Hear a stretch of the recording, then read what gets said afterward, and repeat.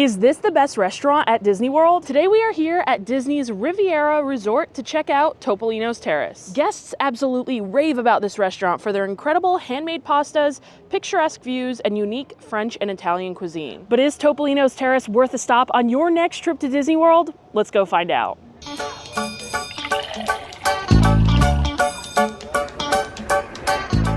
Topolino's Terrace is a very popular spot here at Disney World, and their character breakfast is the best you'll find, in my opinion. But for dinner, they do things a little differently, as this restaurant transforms into an elevated French and Italian-inspired restaurant, and the characters disappear. I'm assuming a lot of people get kind of confused when they show up for dinner and realize there are no characters, because I was warned about like 3 times while booking this reservation that there are, in fact, no characters at dinner, so definitely keep that in mind. And with that being said, let's head up to the 10th floor. I have just a couple of minutes before my table is ready, so I figured I'd come up to the balcony out here. When you come up to Topolino's Terrace on the 10th floor, you get this incredible view. You can see all of Caribbean Beach, the Skyliner. In the distance, you can see the Tower of Terror, and Galaxy's Edge, you can even see the mountains back there.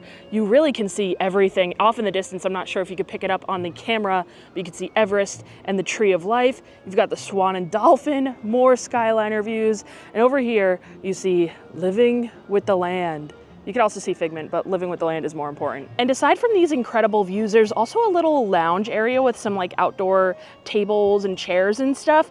I definitely do wish they utilized this space a little bit better, because this would be such an awesome place to hang out, especially at night. They have like lights up above. They have a space for a bar out here to serve some drinks. I just wish they actually utilized this area as a lounge, because this would be probably just the ambiance alone up here would be like a top 10 lounge at Disney World, or maybe even a top 5 lounge at Disney World if they actually used it. But it's here for you to just come out and sit, but they don't really have much going on up here. It's not very lively. Well, we have made it inside. This is such a beautiful restaurant, guys, and my view, even just from the table, I'm not even sitting next to the window, I'm sitting next to it, which you guys know, I love a good table with a view. I feel like it always just ups the dining experience so much, and I can literally see Tower of Terror, Everest, the Tree of Life, the Skyliner, Swan and Dolphin. I can see Living with the Land just from my table. It's gonna be a great night. Only to be made better, because there's no way I'm starting my meal without an espresso martini, but I do want to show you the other drinks that they have on the menu here.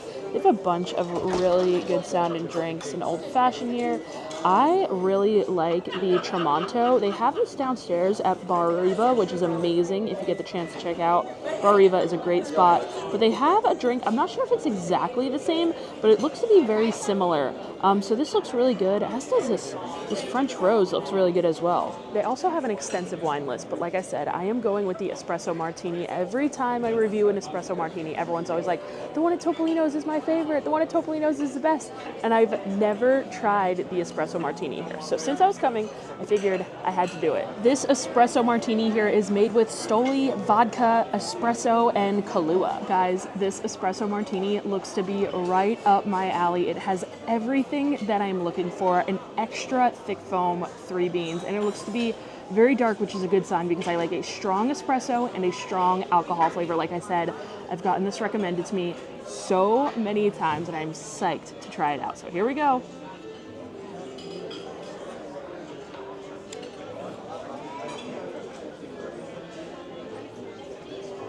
You guys, you are right. It is super heavy on the espresso flavor. It's almost like very bitter, but that is honestly exactly how I like it. Obviously that foam is just delicious. I'm not tasting many other flavors in it, which is good, because if an espresso martini has a flavor, I like it to be very light on said flavor and not too overpowering where it like kind of overpowers and outshines the espresso. Thank you for recommending it, guys. And guys, this doesn't happen often, but I think we have a new addition to the top 5 espresso martini in Disney World list. You guys know I'm a tough critic on things, especially when it comes to espresso martinis. I like espresso martinis in a very particular way, and this definitely checks, like I said, all of the boxes. This is top 5 for sure. So my list is as follows. Number 1, Wine Bar George in Disney Springs. I think that espresso martini is honestly just in a league of its own. Nothing really comes close to that, but If you could get close, number 2 is the Enchanted Rose at the Grand Floridian. That is my number 2 espresso martini, always delicious. Of course, number 3 is over at the Bellevue Lounge. Megan makes a killer espresso martini, especially if you ask for the Right Down Main Street special, which is a chocolate raspberry espresso martini. I'm telling you guys, go try that out. I would honestly, I'd put this here at number 4. I think, like I said, it checks all my boxes for a perfect espresso martini.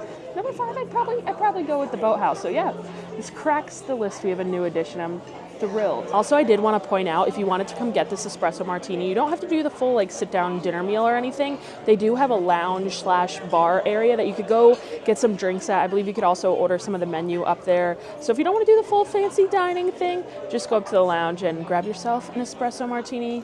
You will not be disappointed. All right, before we go over the appetizers here, I was just given the bread, and I do love the bread here at Topolino's. I mean, this is a French-Italian kind of fusion restaurant from the Mediterranean, so I do expect some pretty good bread. And here we have, it's almost like a French roll. They call it epi bread. It's an interesting shape, but they serve it with some French olive oil. Love to see it. This is really good bread here. Now this bread is so fun because you could literally like peel it off. It looks like a flower almost. So you just peel off little pieces and then you can dip it in the olive oil. This is just a great French baguette. It's a little bit crusty on the outside. I do wish it was served warm. I feel like that would kind of up the game a little bit. You can tell this olive oil is of really high quality here. I don't know exactly what makes a high quality olive oil. I mean, I think it's like aging it a while, but you could just taste, it's very, very fresh and it pairs perfectly with that bread. If you didn't like olive oil on your bread though, they also have butter that they're able to give you and you could use that instead. Okay, now that we've gotten to our espresso martini and our bread, it's time to look over our starters here. A lot of really good stuff on the menu. We've got an heirloom and tomato panzanella, a ratatouille fritter, this gnocchi, which was actually recommended. Sounds delicious. We've got a pork belly here, an uni tomato bisque that is certainly unique, ricotta, escargot, and a romaine salad. My 2 favorite appetizers on this menu, I'd have to go with the ricotta. It is made in-house, served with a balsamic. It is seriously to die for, especially when you gotta kind of get a bite with your bread in there. It's really, really good. I highly recommend. And I also love the escargot. I think the escargot here is so buttery and garlicky. Like it's really, really a hit. Those are the 2 things I recommend. But upon looking over everything, honestly, so many of like the things that I haven't tried before sound really, really good. So I think I might go with something different. Here we have the uni tomato bisque. This has blue crab, tarragon, and sea urchin for $17. This will most likely go down as the most expensive bowl of tomato soup that I ever eat, but I saw crab and uni in there and I love uni. And it just sounds so interesting to where I've never like seen that kind of thing in a tomato soup before. And it's also like a rainy kind of dreary evening. So I figured it'd be perfect for a bowl of soup. All right, let's get a bite of this soup here.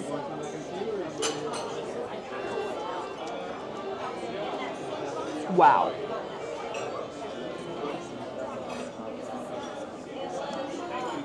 That is so delicious.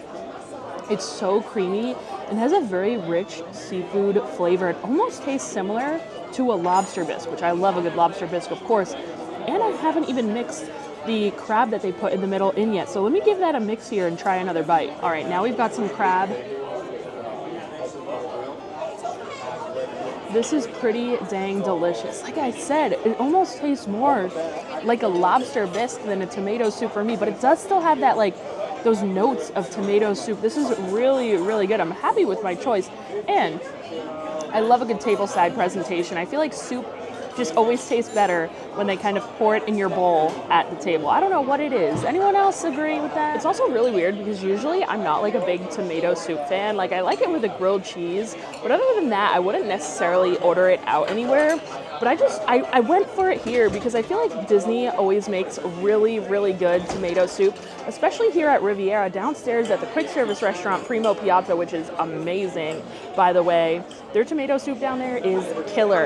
And I asked, I was like, I wonder if it's the same tomato soup down there up here. And he said, they checked with the chef and it's not. It's totally different and it's honestly just as delicious, if not better, because we've got all that crab and uni in there. And I'm wondering, I'm assuming that the uni, because it didn't come whole, uni is sea urchin, just in case you weren't aware.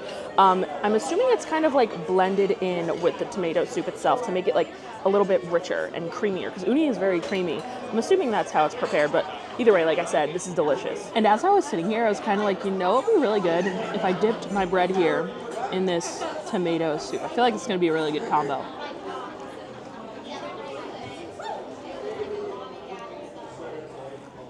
Yep. Well, I couldn't just stop there. I wanted to try one new to me thing and one favorite, the ricotta. This has tomato jam, aged balsamic, cracked pepper, basil, and epi for 17 bucks. This was a game time decision, guys. I wasn't planning on ordering this, but then I saw it go by and I was like, wow, that looks delicious. I just can't resist. And the sun is hitting me perfectly. It is golden hour. My favorite way to eat this is just by dunking some bread in that good old ricotta.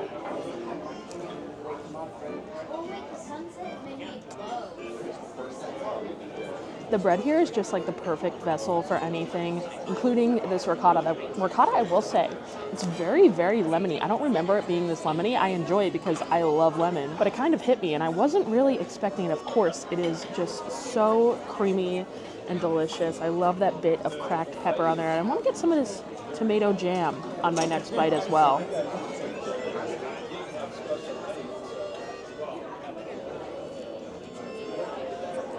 That is just a great combo. The tomato jam kind of provides this extra like oomph to it. I don't know how to describe it. It's just like this extra like heartiness. It really, really all pairs really well together, especially when you get some of that sweet balsamic in there. Great combo, great app. This has got to be my go-to. Well, post golden hour, we are now greeted with one of the most beautiful sunsets. And I love like that this restaurant is so high up. We are on the 10th floor of the Riviera resort. So like I said, we have an amazing, amazing view in the sunset. I recommend coming during the sunset and asking for a table kind of close to the window because this view is really incredible. Well, moving on from starters, let's take a look over the entrees here. Some choices are a bronzino braised beef cheeks, which I've heard very good things about. I've also heard really good things about the filet mignon here. I've actually never tried it, and today won't be the day.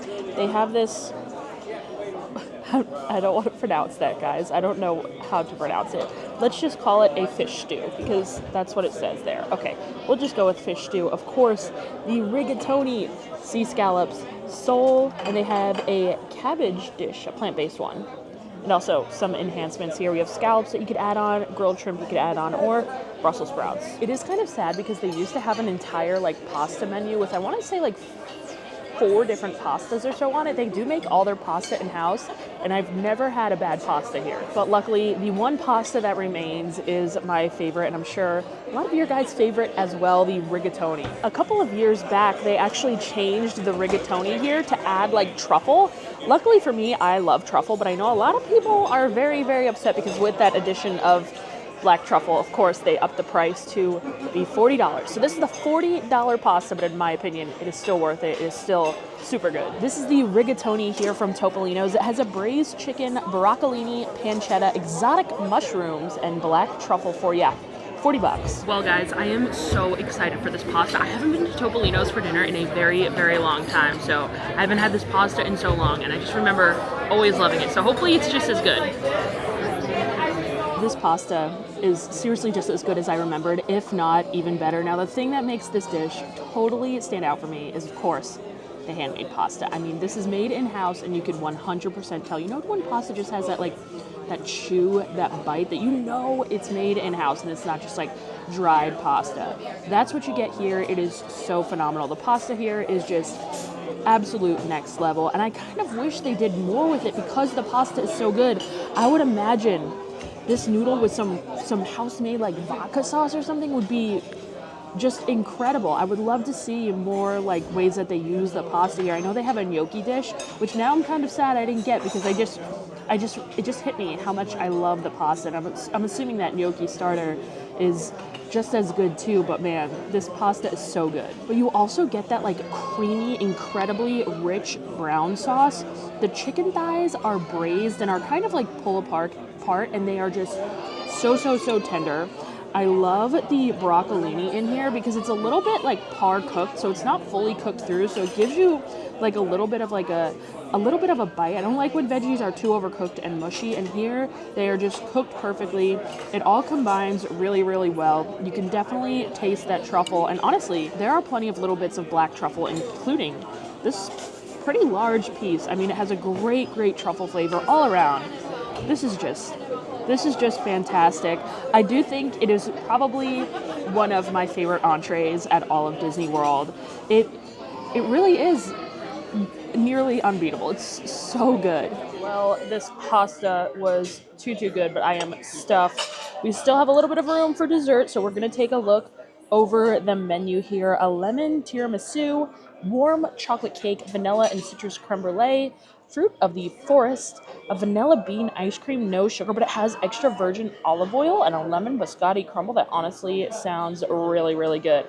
But I think I'm gonna go with the lemon tiramisu. This has an espresso mousse, a limoncello, mascarpone cream, and pistachio meringue for $14. Now, I don't think I've ever actually had dessert here at Topolino's, but when I saw that lemon tiramisu, that sounded just way too interesting to pass up. But this dessert has a lot of competition because, again, downstairs at the quick service, they just have such a good quick service restaurant here at Riviera. They have a ton of good stuff, including the Riviera signature cookie. It has like dried cherries, pistachios, dark chocolate, maybe oats, sea salt. Oh my god, it's to die for. So if this tiramisu is going to be better than that, I will be very impressed. Let's try this out.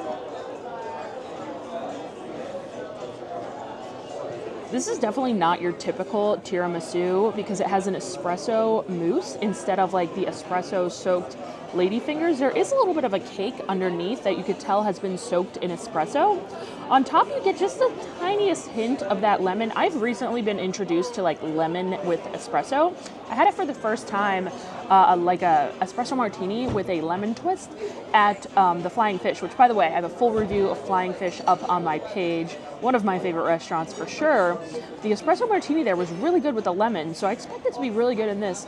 And I could use more lemon. Like, it kind of just tastes like an espresso mousse to me. Like, I wish that lemon had a little bit more flavor, so it could kind of make this unique.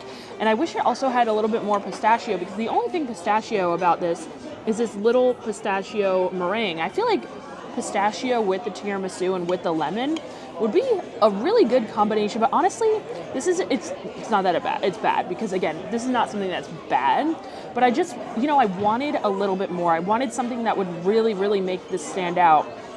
And it's good, but it's nothing special. And I think I'd still prefer to go downstairs and get that Riviera signature cookie before I get this again. Well, guys, we are finished up at Topolino's, and yet again, another fantastic meal at this restaurant. I honestly think whether you come for breakfast or dinner, you will not be disappointed. They kill both meals. Like I said, the breakfast is a character meal, so for a set price, you order an entree, you get a bunch of pastries. The food is so good, especially the steak and eggs. That is my go-to for breakfast.